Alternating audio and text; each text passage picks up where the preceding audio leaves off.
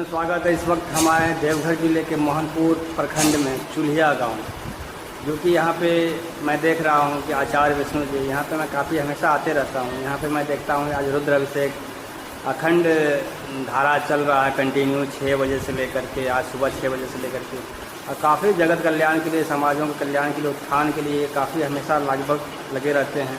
पूजा पाठ से संबंधित हो और भी डॉक्टरी से संबंधित हो, होम्योपैथ का ये काम भी करते हैं। आइए उनसे जानते हैं कि आज वो क्या कुछ मैसेज संदेश देना चाहते हैं देशवासियों के लिए, अपने शहरवासियों के लिए।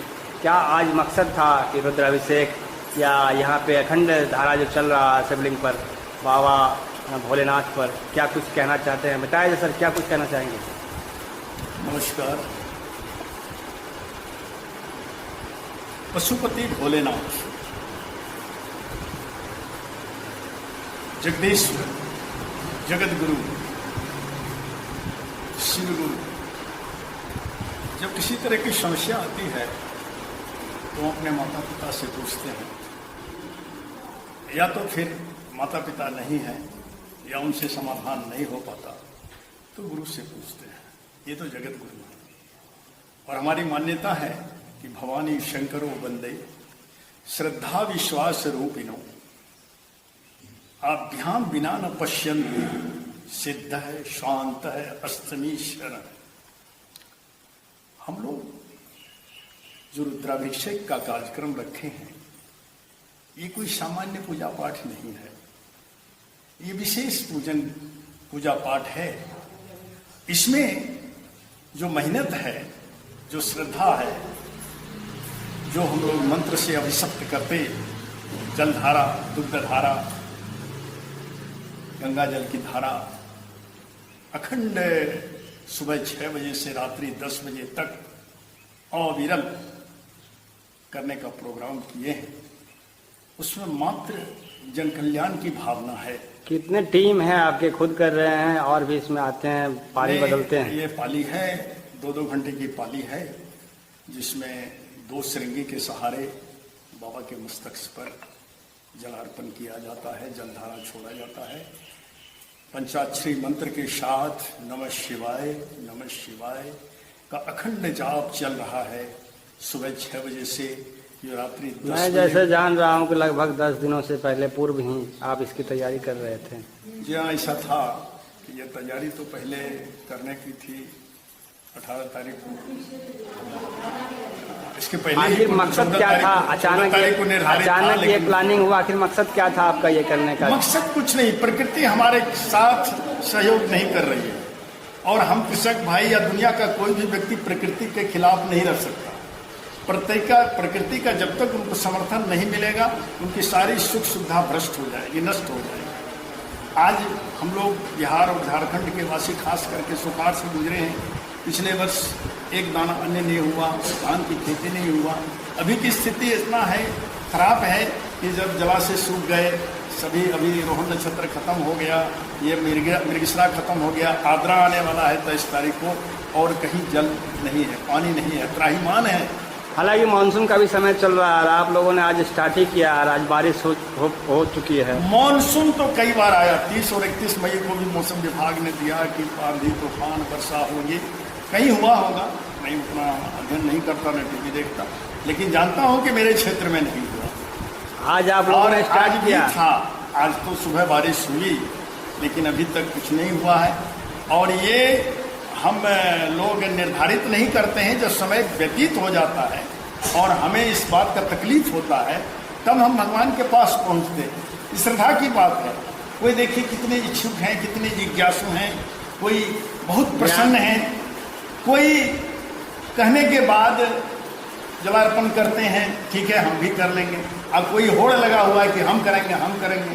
किसी को कोई मतलब भी नहीं है और किसी को तो यहाँ तक है कि उसमें अड़ंगा भी डालते हैं। तो तरह तरह के मैं देखता हूँ जब भी आपके मंदिर में आता हूँ हरिहर द्वार में, यहाँ काफ़ी महिलाओं की संख्या रहती है, जो कि भजन कीर्तन में एकदम पूरा रुचि लेकर के वो लगे रहती हैं, भजन कीर्तन गाती हैं, और आप भी लगे हुए रहते हैं। पूरा देशवासियों को क्या संदेश देना चाहेंगे? मैं तो सबसे बेकार आदमी हूँ। मैं दुनिया को, संसार को छोड़ चुका हूँ। मेरा काम ही यही है, भजन कीर्तन करना और लोगों को शामिल करना। क्योंकि भजन कीर्तन कोई सामान्य चीज़ नहीं है। मति कीरति गति भूति भलाई, जब जे ही जतन जहां जे पाई, सो सब जाने वो सत्संग प्रभाव, लोक न वेद न आन उपाय। कहीं कोई दूसरा उपाय नहीं है, कहीं वेद में कोई उपाय नहीं है, कोई लोक में उपाय नहीं है। जब तक कि व्यक्ति सत्संग में नहीं आता है उसको विवेक हो ही नहीं सकता। कलयुग में हरिनाम कीर्तन कितना महत्वपूर्ण है जी, कलयुग में हरिनाम कीर्तन का कितना महत्वपूर्ण है। बिल्कुल। बिनु सत्संग विवेक न होई, राम कृपा बिनु सुलभ न सोई। बिना राम की कृपा से किसी को विवेक हो नहीं सकता है। और विवेक क्या है? विवेक ही धर्म है।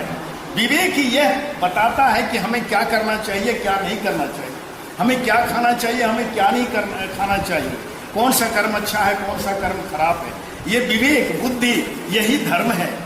धर्म का मार्ग पूजा नहीं है, धर्म का मार्ग थाली और आरती नहीं है, धर्म का मार्ग मंदिर मस्जिद नहीं है।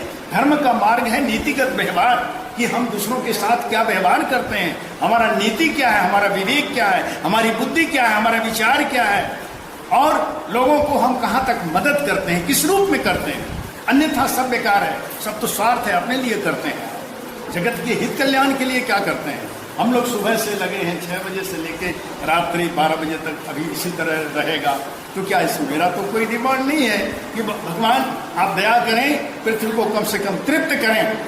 आप जटाधारी हैं, आप गंगाधर हैं, आपके पास जलधारा की कोई कमी नहीं है। एक जरा सा ऐसे कर दीजिएगा तो पृथ्वी प्रलय हो जाएगा। गंगा को रोकने की शक्ति जब आप में थी तो प्रलय रुका, नहीं तो पृथ्वी भी डूब जाती गंगा में। तो हम तो कुछ बूंद आपसे मांगते हैं और जन कल्याण के लिए मांगते हैं ना, यही तो भावना है हमारी। कार्यक्रम के माध्यम से चुलिया हरिहरद्वार मंदिर से क्या कुछ संदेश देना चाहेंगे? लोग अध्यात्म से दूर होते जा रहे हैं, किस तरह वो जुड़ें? अरे अध्यात्म से दूर नहीं हुआ है। जब तक आपके जीवन में कर्मकांड रहेगा, आपके जीवन में अध्यात्म का प्रवेश हो ही नहीं सकता है। और मेरा जो कार्यक्रम है वो कर्मकांड नहीं है।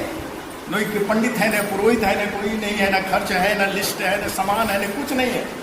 जिन जल है, जल गंगा जल है, जल है, और जल में कोई पैसा नहीं लगता है, कोई टेंशन नहीं है, कहीं कुछ टेंशन नहीं है कि पंडित जी क्या करेंगे, क्या लंबा चौड़ा लिस्ट है, क्या कर्मकांड का क्या है, कुछ नहीं।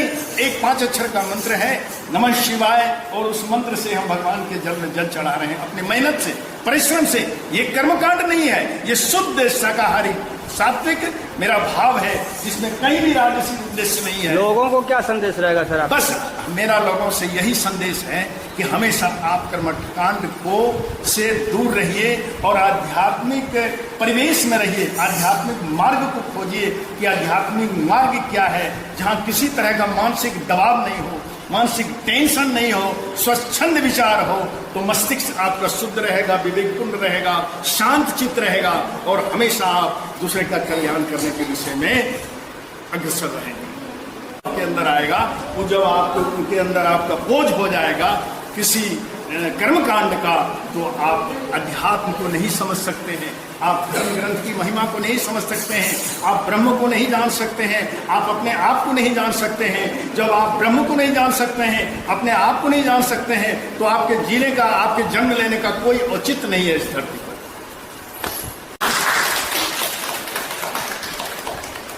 आज देखा